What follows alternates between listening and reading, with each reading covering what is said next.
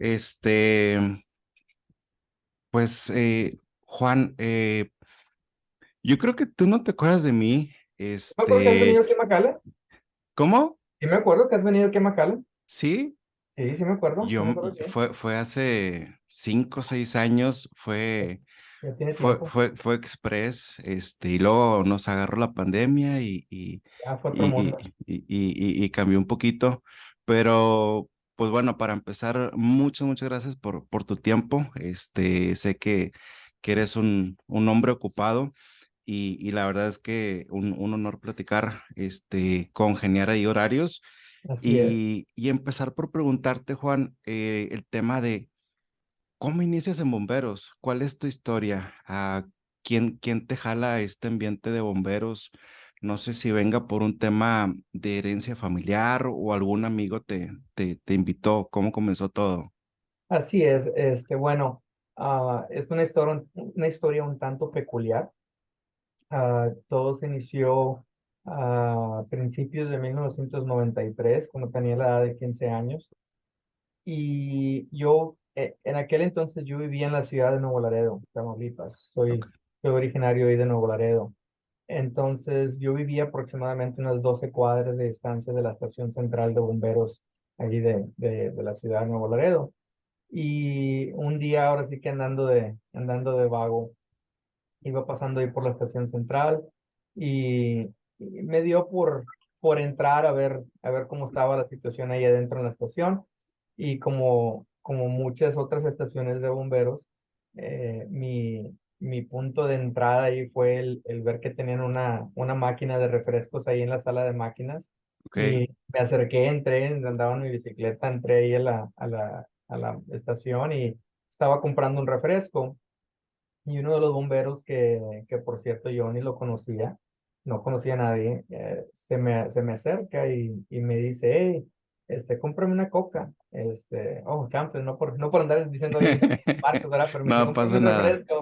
cómprame un refresco y si tenemos algún servicio, te dejo que vayas conmigo. El nombre de esa persona es Víctor Hugo Sánchez. Él era uno de los maquinistas ahí en el turno 2 de bomberos, ahí en Estación Central de Nuevo Laredo. Y bueno, pues yo le compré un refresco, traía ahí feriecita extra y le compré un refresco y esa ya fue mi oportunidad ¿sabes qué? Déjame bajo de la bicicleta y ya empecé ahí más a ver y a investigar ahí cómo estaba la cosa en la estación. Y pues yo ahí simplemente viendo donde tenían todo el equipo colgado en la pared, listo para algún servicio y admirando las máquinas de bomberos. Y pues bueno, se dio la situación de que cayó un servicio, una alarma un reporte de un incendio estructural. Entonces, que de hecho me acuerdo que me asusté porque estaba yo parado muy cerca de donde estaba la alarma principal y Sí, pues sonaron la alarma y me asusté y de ahí en adelante mi recuerdo de ese momento es un recuerdo, lo recuerdo todo, pero lo recuerdo como si fuera en cámara lenta. Fue un momento muy, muy cautivante para mí. Yo recuerdo ver bomberos bajando por los tubos del segundo piso. Recuerdo ver bomberos corriendo por las escaleras, bomberos saliendo del área de la cocina, bomberos saliendo del área de oficinas y todos corriendo a la misma pared donde estaban todos los equipos de bomberos. Entonces todos empezaron a equipar y ponerse su pantalonera, su chaquetón, su casco. Simultáneamente recuerdo el sonido de las unidades prendiendo las unidades. Ahí en la estación central siempre tuvimos un mínimo de 2 unidades, apagadoras con su personal correspondiente. Entonces recuerdo las 2 unidades encendiéndose.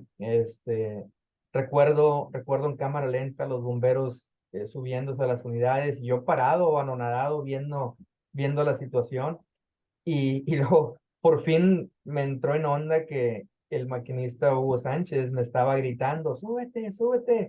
Y dije yo, ay, cabrón, va en serio esta, ¿verdad? Iba en serio la oferta, ¿verdad? Entonces, me acuerdo que largué la bicicleta a un lado y me subí a la unidad. Era una unidad antigua de los 60, cabina abierta. Me subí y pues era un asiento largo, ¿verdad? Y me tocó sentarme en medio entre el maquinista y el subteniente que venía en la unidad. Y pues nos arrancamos y la unidad en donde me subí yo era la segunda unidad en salir, entonces enfrente de Bien, nosotros iba otra pagadora con su personal y nuevamente, o sea, para mí fue muy cautivante o sea, tenía yo básicamente la silla de primera fila, viendo a esta otra unidad enfrente de nosotros, avanzando con luces, sirenas, obviamente las mismas, el sonido de las luces y sirenas de la unidad en la que yo iba.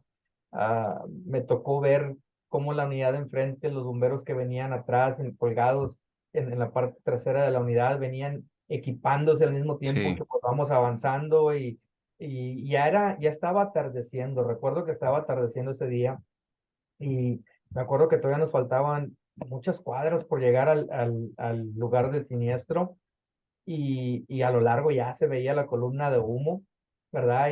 Recuerdo yo en cámara lenta voltear hacia atrás y nuevamente, como te decía, era una unidad de cabina abierta y los bomberos que venían atrás, recuerdo verlos que venían, no venían sentados, eran el tipo de unidades que los asientos de los bomberos van viendo hacia atrás, no venían sentados, venían parados y venían viendo sobre la cabina de la unidad, ¿verdad? Y nuevamente, un momento muy, muy cautivante para mí, muy emocionante, obviamente con cierto nerviosismo, pero a la misma vez con mucha emoción. Y me acuerdo que ya cuando llegamos, era ahí en el centro, Nuevo Laredo, ya casi llegando al puente internacional, había una frutería ahí y era ahí donde estaba el incendio, ¿verdad? Afortunadamente eran cajas y paletas de madera que se estaban quemando en el callejón de la parte de atrás de la estructura. Y me acuerdo que cuando llegamos, me dice el maquinista, Hugo, me dice, nada más no te bajes, aquí quédate. Y yo, no, claro que sí. Entonces ya nos paramos y pues me tocó ver la unidad de enfrente que llegaron, se pararon, los bomberos se bajaron, pues todos a correr, todos a su labor. El pitonero ir a agarrar al pitón y estirar manguera, la segunda persona estirando manguera, la tercera con las herramientas, el teniente dando su reporte a radiooperadores de la situación en la que estábamos. Nuevamente, me tocó tener ese asiento de primera fila que nuevamente en ese preciso momento ahí arriba, yo iba en la unidad 12, iba en la unidad 12 ahí de ¿te Laredo. acuerdas del número? No, era la 12 y la 15, esas eran de cajón, la 12 y la 15. Y total que en ese momento, yo tenía 15 años, en ese momento fue cuando dije yo, ¿sabes qué? De aquí soy, de aquí soy. O sea, fue algo muy, muy, muy impactante para mí de una forma positiva. Ahora, en ese entonces, sin entrar en muchos detalles, ¿verdad? Que son irrelevantes a nuestra conversación el día de hoy. En ese entonces, bueno, es importante mencionar que yo vivía solo con mi papá en Nuevo Laredo. Mi papá fue quien me crió, nada más estábamos él y yo.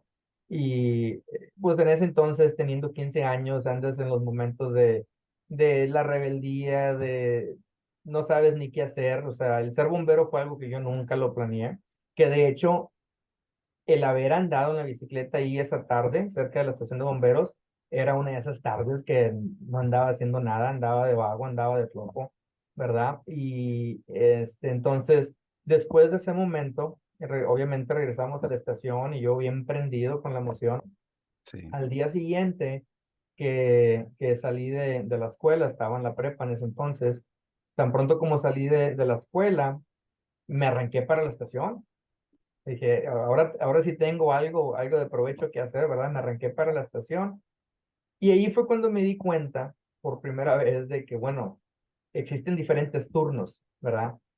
Entonces, obviamente, la raza que estaba trabajando ahí en el siguiente turno, pues me quedaron viendo así como que, pues tú quién eres, ¿verdad? Y básicamente, no que me corrieran, pero no me sentí bienvenido y no que me hayan tratado mal, simplemente de que no fue la misma interacción que tuve con, claro. con los compañeros del turno 2. El evento ese que tuve yo con ellos fue el turno 2 de ahí de Nuevo Laredo. Entonces, ya les pregunté, pues, ¿cuándo regresan ellos? Y no, pues que regresan cada tercer día, ¿verdad? Ya los turnos son de 24 por 48. Total que cada tercer día me arrancaba yo para la estación Y en ese entonces, estamos hablando de enero de 1993. So, en ese entonces, pues todas las tardes, cuando estaba el turno 2, me arrancaba ahí a la estación, pero no tenían, que dijeras tú, tienen un grupo de voluntarios. Ahora sí que no por presumir, pero el departamento era básicamente un departamento de paga, ¿verdad? Sí existíamos 5 o 6 chavitos, 15 y 6 años, que ahí andábamos de chicles en la estación, que ahí nos parábamos en las tardes de vez en cuando. Creo 1 o 2 de ellos eran sobrinos de no sé quién, pero de ahí en fuera que dijeras tú, tenían un programa de voluntariado, no había un programa oficial, entonces no era como que aquí estoy para ser voluntario. Con eso en mente, pues yo seguí yendo en las tardes y ya como pasaron los días y las semanas, pues obviamente hice buena amistad con los elementos de ese turno y con el teniente y el subteniente de esa estación, ¿verdad? Perdón. En ese entonces, Nuevo Laredo tenía 3 estaciones, ¿verdad? Tenían 3 estaciones nada más y pues yo siempre me reportaba ahí a la estación central.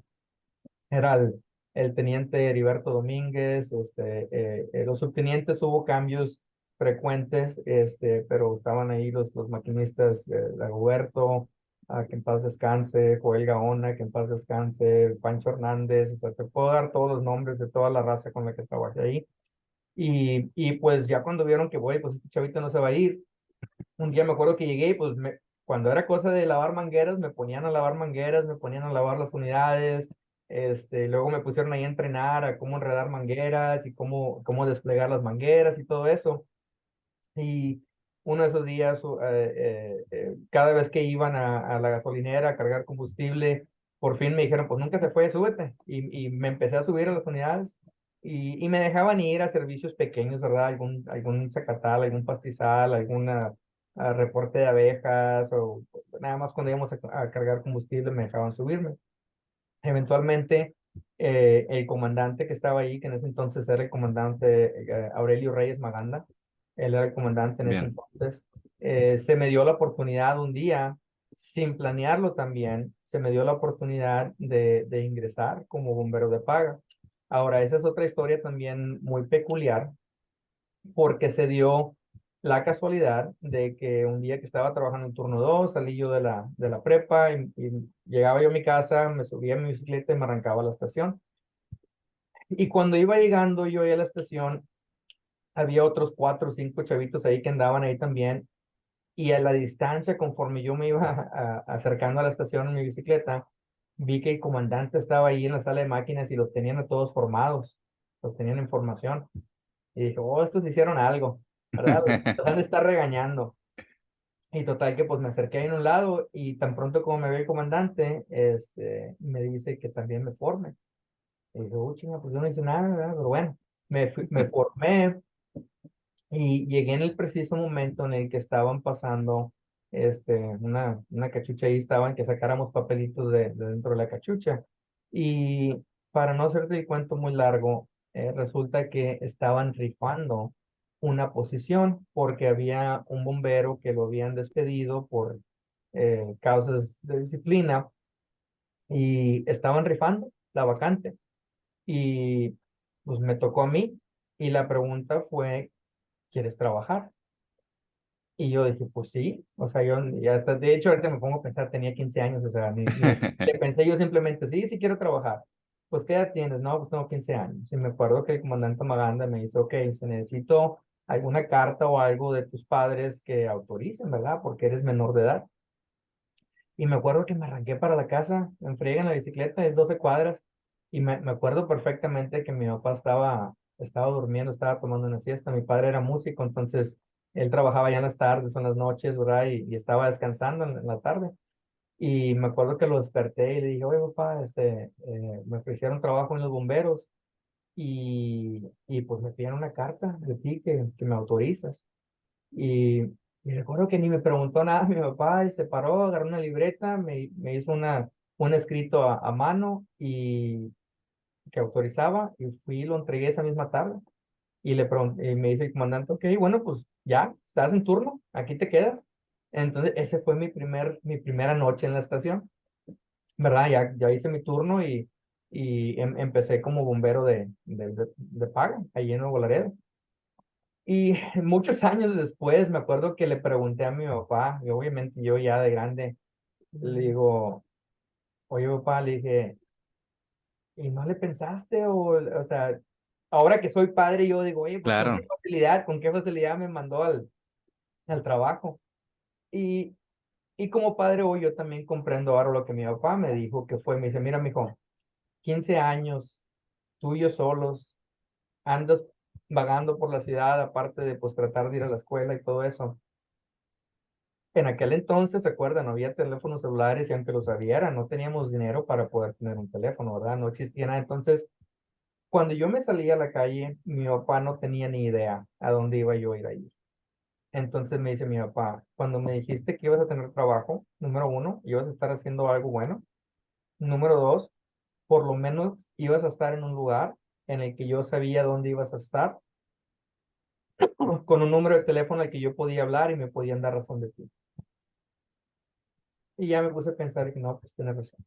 Y esas fueron las razones por las que mi padre me dejó trabajar de bombero a los 15 años. qué gran historia. Gracias por compartir. Fíjate que siempre los podcasts, pues obviamente el invitado es el lujo que tengo en los diferentes podcasts, pero ahorita que platicas esa historia, eh, recuerdo mi historia y es muy similar a la tuya. Este, a la misma edad, mis padres pues tienen un tema de divorcio, yo me quedo con mi madre y precisamente, ¿no? El tema de rebeldía, malas amistades, y yo voy al tema de bomberos, me quedaba a 4 cuadras, este, Fácil. y, y, y siempre es inolvidable la primera experiencia, la primera llamada, la primera vez que agarras la manguera, la primera vez que vas en el camión. Tiemble y Y tiemble. sí, sí, sí, entonces es increíble. Ahora, uno de esos que tú dices que siempre hacemos match con una guardia, el Lino Sosa, ahorita es director o comandante de ya de Bomberos de Nuevo Laredo, lo que son las cosas. Este, siempre se entrelazan por ahí las historias. Sí. Pasa el tiempo, Juan, este, haces una gran carrera laboral, una carrera profesional y me interesa preguntarte, tú estás trabajando obviamente en la parte de McAllen, corrígeme, ¿cómo hacen la parte de comunidad bomberos con la sociedad? Porque me gustaría eh, adentrarme a ese tema. Creo que en Estados Unidos lo hacen muy bien, pero ¿cómo lo hacen? Ok, bueno, obviamente existen muchas diferentes formas. Vamos a empezar por las formas convencionales, las de cajón, como dice uno, ¿verdad? Obviamente en nuestro departamento tenemos un oficial de educación pública, que por cierto, para una comunidad nuestro tamaño, básicamente, un oficial no es suficiente, más sin embargo están ocupados al diario, ¿verdad? Entonces, tenemos un oficial de educación pública que se encarga en ser nuestro coordinador de todos esos eventos de relaciones públicas en las que podemos buscar las oportunidades de dar nuestro mensaje de prevención y de precauciones contra incendios para nuestra comunidad. Estamos hablando de tener contacto con el distrito escolar, todas los kinders, las primarias, secundarias y hasta preparatorias. Obviamente también siempre estamos en búsqueda de esos eventos, también de las universidades locales que tienen eventos vocacionales en los que mandamos personal para tratar de promover los servicios de emergencias y no únicamente el servicio de bomberos. Nos apoyamos entre bomberos, paramédicos y policías, el de ir a promover lo que es, viene siendo simplemente ser personal de primera respuesta, ¿verdad? Ya que nuestra juventud se aboque a lo que más les llama la atención. Entonces, muchas de esas peticiones de eventos entran nuevamente por la oficina de nuestro oficial de educación pública. Obviamente, esa persona es quien toma todos los datos del evento, el lugar, qué es lo que se está pidiendo, cuál va a ser la audiencia, qué servicios podemos proveer de información y de educación. Y en muchas ocasiones son eventos en los que simplemente nuestro personal de la división de prevención, ellos se pueden encargar de esos eventos y ellos van de forma personal y ellos hacen las presentaciones. Hay muchas otras ocasiones en las que se asigna a una unidad en turno, a un camión de bomberos con su personal, se les asigna a ellos esa presentación, ya sea en una escuela, ya sea en una guardería, ya sea algún negocio para el cuidado de adultos mayores, sea cual sea el lugar. Hay veces que mandamos a un camión de bomberos, a una unidad, para que ellos mismos, nuestros bomberos, sean quienes proveen de esa educación y de esa presentación. Y obviamente son oportunidades no únicamente de educación al público, pero también son oportunidades de relaciones públicas, ¿verdad? Para el departamento de bomberos. Esas son básicamente las formas de cajón, ¿verdad? Ahora, existen ciertas otras iniciativas acá en los Estados Unidos en las que, por lo menos aquí en nuestra área, apenas estamos empezando a incursionar. Y me refiero a como se le denomina acá, CRR, Community Risk Reduction, o la reducción de riesgos a la comunidad, ¿verdad? Reducción de riesgos a la comunidad. Y existe una idea errónea de que el concepto de las iniciativas de reducción de riesgos a la comunidad, existe la idea errónea de que eso es para la prevención de incendios únicamente, cuando no lo es. El concepto de reducción de riesgos es específico a cada comunidad. Es donde tú dices, ok, vamos a hacer un análisis. ¿Cuáles son los riesgos en mi comunidad? ¿Existen riesgos de inundación? ¿Existen riesgos de huracanes? ¿Existen riesgos de temblores? ¿Existen riesgos de productos químicos? ¿Cuáles son los riesgos de tu comunidad? No siempre es en base a incendios. Entonces, en base a esos riesgos identificados, se empieza a hacer un análisis de cuáles son o cuáles serían las necesidades de los departamentos de emergencia para así poder proveer de iniciativas locales para la educación de nuestra comunidad, ¿verdad? Entonces, esa es otra forma de incursionar en tener ese contacto con la comunidad, de tener ese contacto con la ciudadanía para educarlos no únicamente en lo que es la prevención de incendios, pero también educarlos en lo que viene siendo cualquier riesgo específico de su comunidad. Ya, muy bien, muchas gracias por compartir.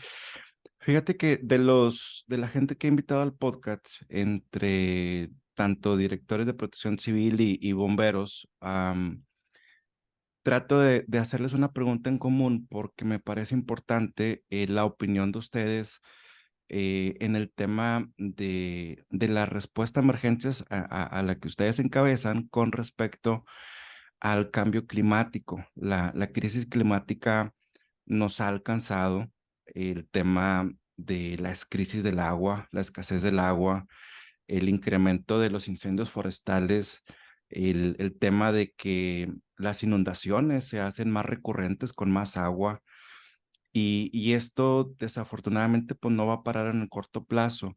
Así es. ¿Cómo es tu opinión respecto a ese tema?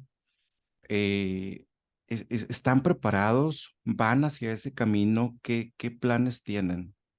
Bueno, mira, ha sido en estos últimos años, 3, 4, 5 años, en los que se han tenido conversaciones un tanto superficiales al respecto, porque por lo menos hasta este punto, aquí en nuestra área, no hemos sido impactados de una forma drástica.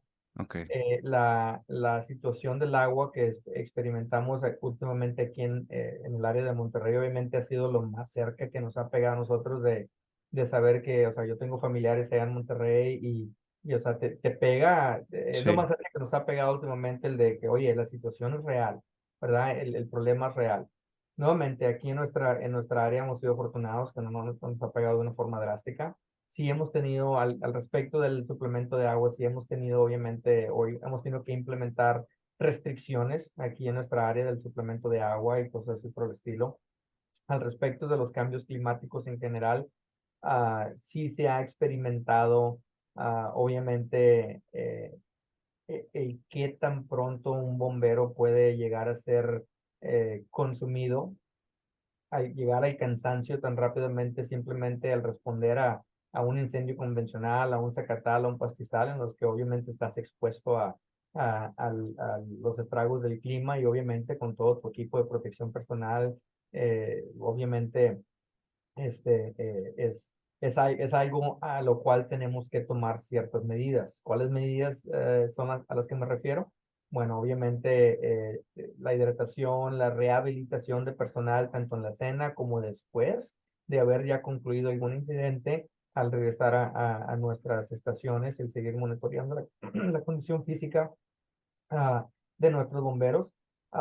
Obviamente, al respecto de, disculpa, al respecto de equipo de protección personal, el equipo de bomberos es equipo que está diseñado para incendios estructurales.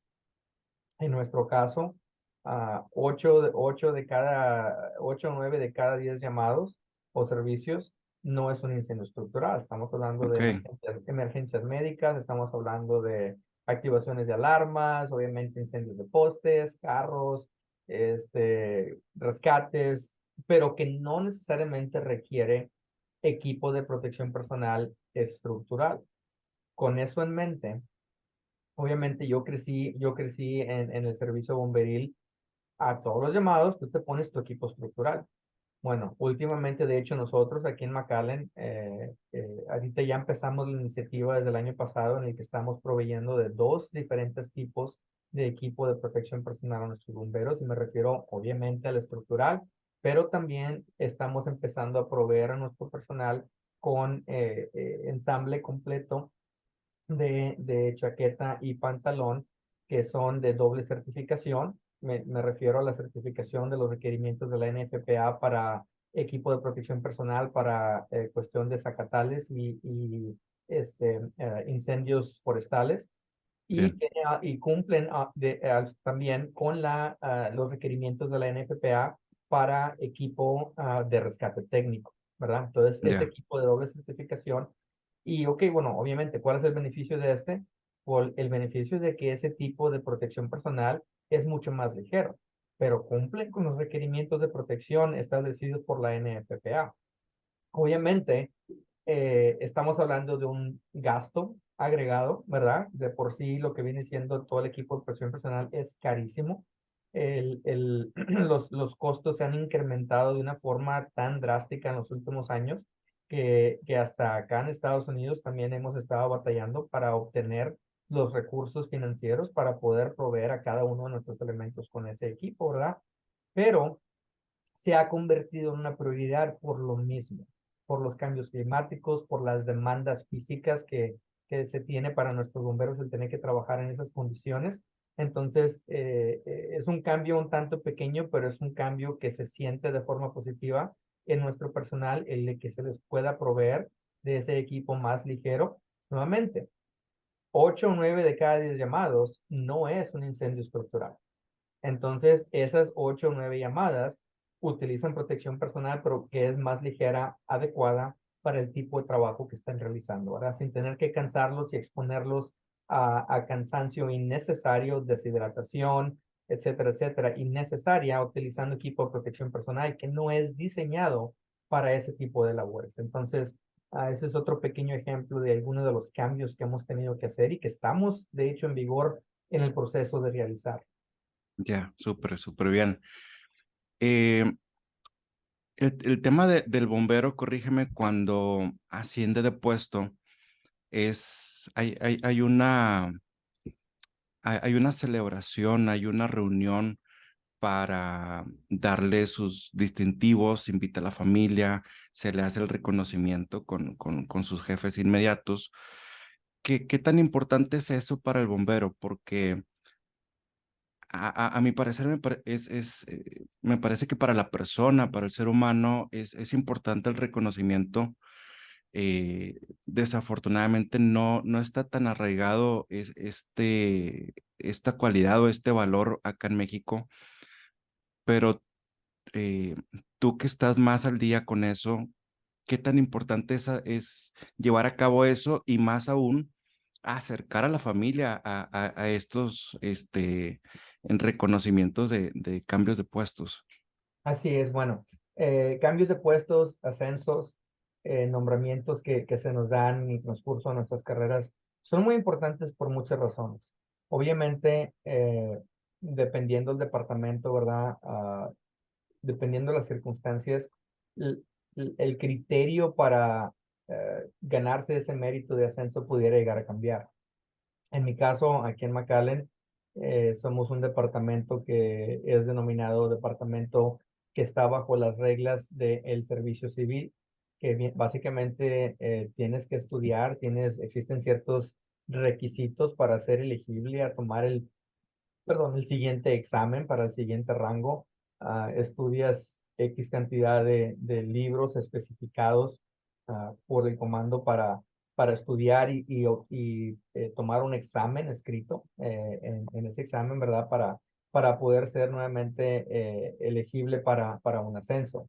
Existen otros departamentos que no son regidos de esa manera, en los que pueden ser simplemente méritos al criterio del comando. Nuevamente puede ser diferente, ¿verdad? Obviamente como bombero originario de Nuevo Laredo, obviamente ya eran base a tus méritos y a la discreción al criterio del comandante, ¿verdad?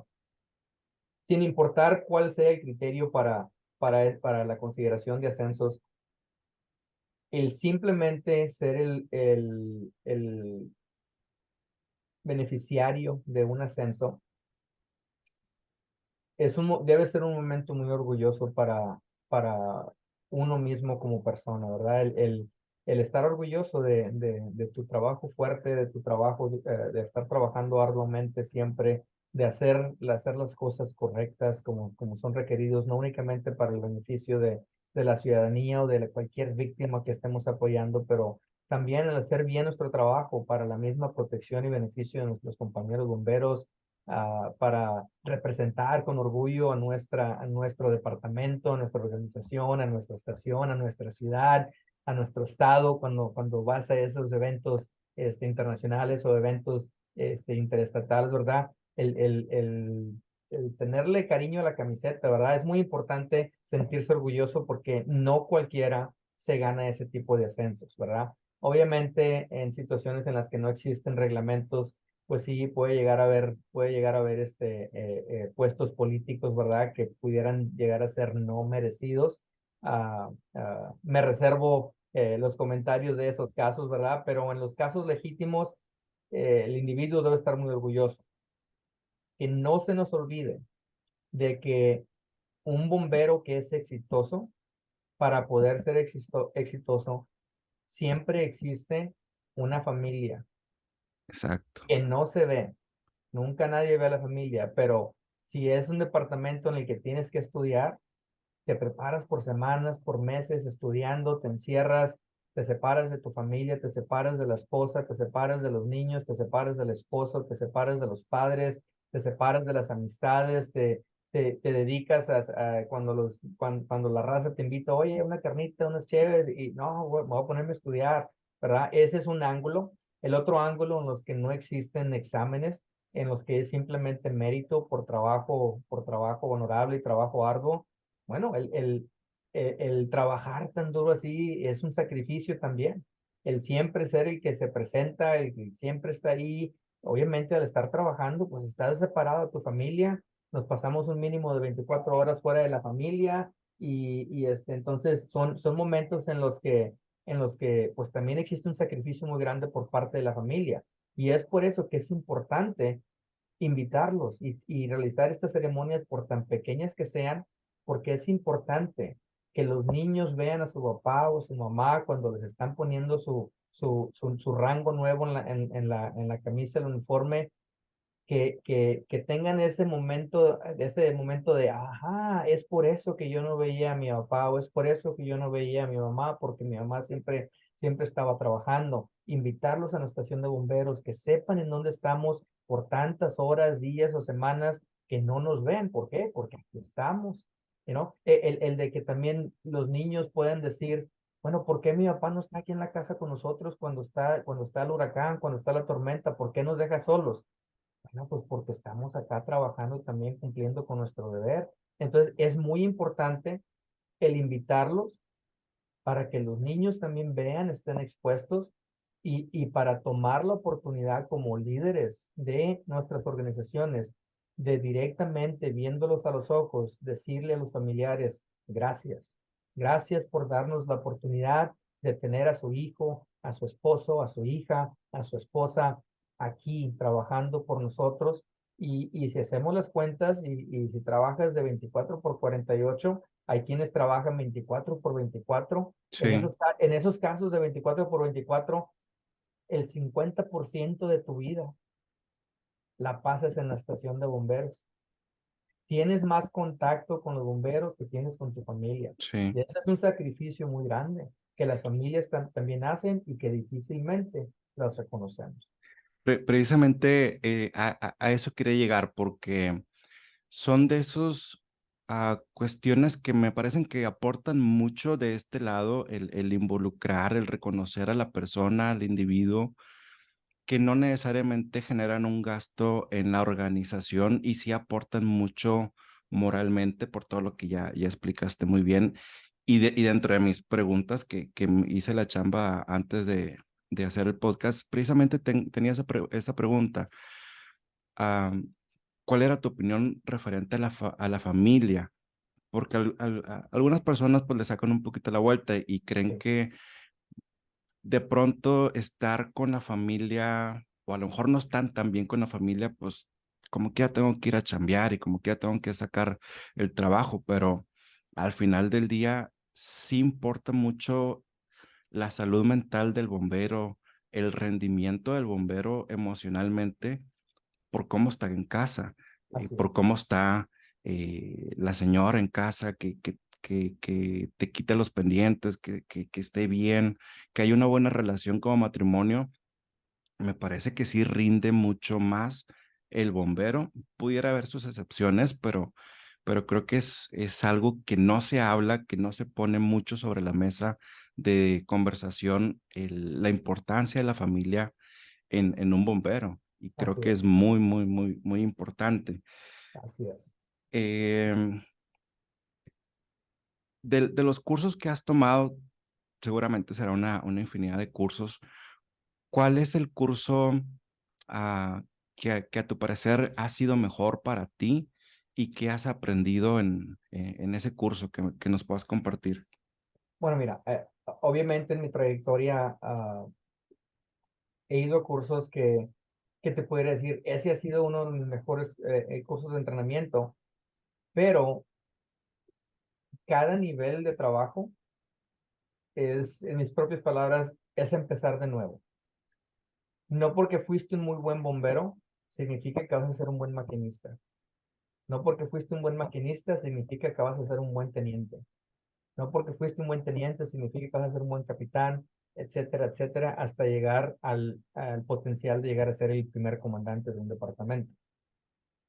Cada trabajo tiene sus requerimientos específicos. Entonces, la definición de ser exitoso en tu labor en ese momento es un tanto, puede llegar a ser un tanto subjetivo, ¿verdad? Entonces, si eres bombero, el esfuerzo es tratar de ser el mejor bombero posible. Entonces, sí, durante mi trayectoria tomé muchos cursos que me fueron de mucho beneficio como bombero, pero el día que me convertí en maquinista operador, no que lo tiras todo a la basura, pero estás empezando de nuevo.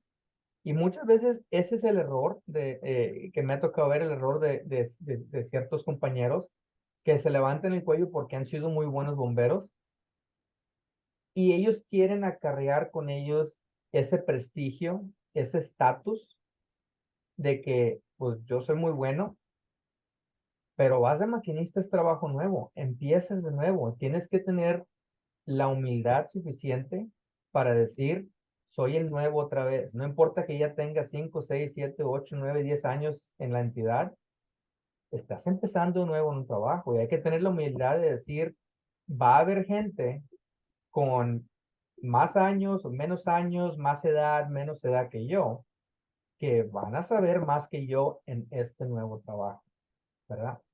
Entonces, dependiendo en el nivel, en el rango, en la posición en la que yo me haya encontrado durante mi trayectoria, he tomado cursos que me han sido de mucho beneficio, ¿verdad? Entonces, hay que tomar mucho en cuenta que llegas a un punto, en nuestro caso, por decir aquí en McAllen, el convertirte en capitán, los deberes y responsabilidades de un capitán aquí con nosotros, es el punto medio entre todavía estás con personal de línea, todavía estás en turno, Bien, pero el 99% de tu tiempo en el turno de 24 horas son labores administrativas, que tienes que encargarte de lo que es el personal, el pase de lista, la asistencia, el hacer toda la contabilidad pues para que les paguen a los muchachos, de tomar cuenta bien quién trabajó, quién no trabajó, cuántas horas, cuánto se les va a pagar.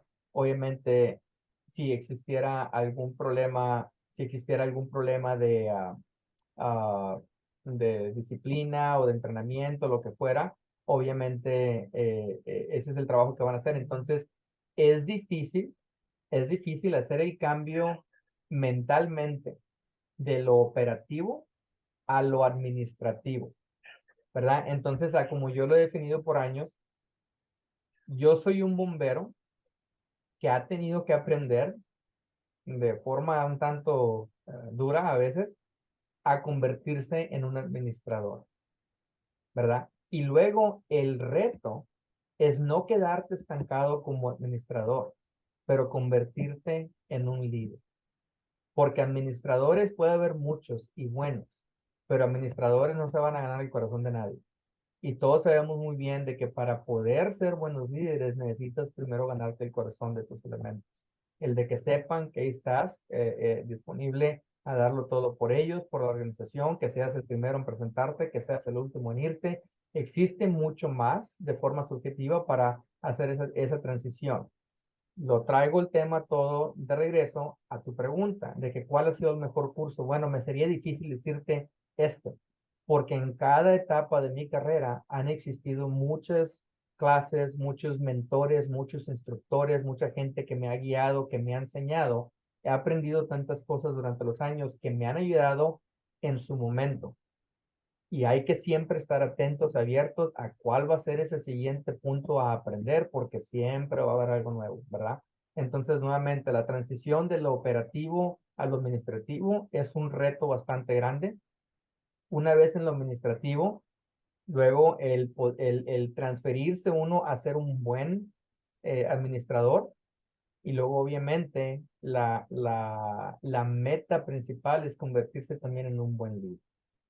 súper bien. Unas últimas preguntas, Juan. Respóndeme, por favor, en lo que te tomara contestar un Twitter, aproximadamente un minuto. Si tuvieras la oportunidad de regresar en el tiempo y en tu bicicleta en aquellos años, antes de comprar la coca a ese bombero, te ves contigo mismo, ¿qué te dirías?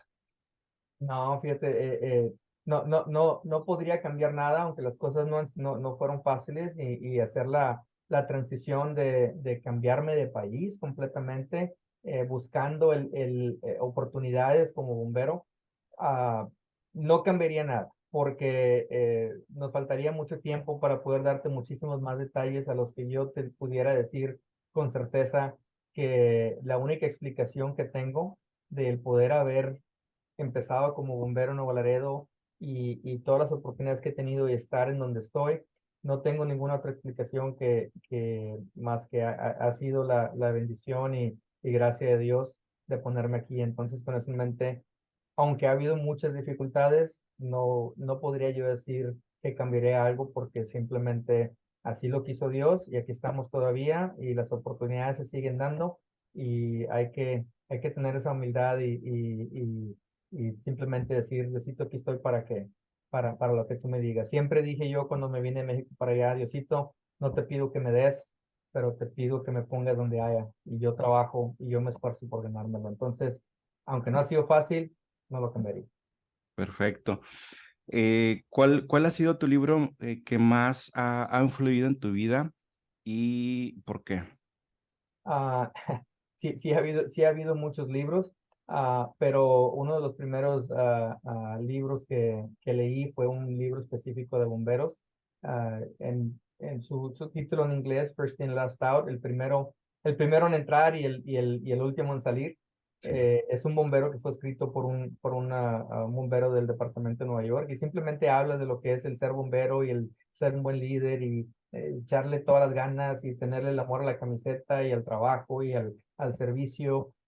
Entonces, en mis principios como bomberos, ese fue uno de los libros que, aunque muy simple en su concepto, a la misma vez fue muy impactante para una mente joven y vulnerable en ese momento en el que yo estaba abierto a aprender lo que fuera. No me pude haber caído en mejor momento que al principio de mi carrera. Entonces, ese sería uno de los libros. ¿Sigues teniendo amistades, por supuesto, en México? Sí. ¿Cómo, cómo ves ahora el tema de bomberos en México?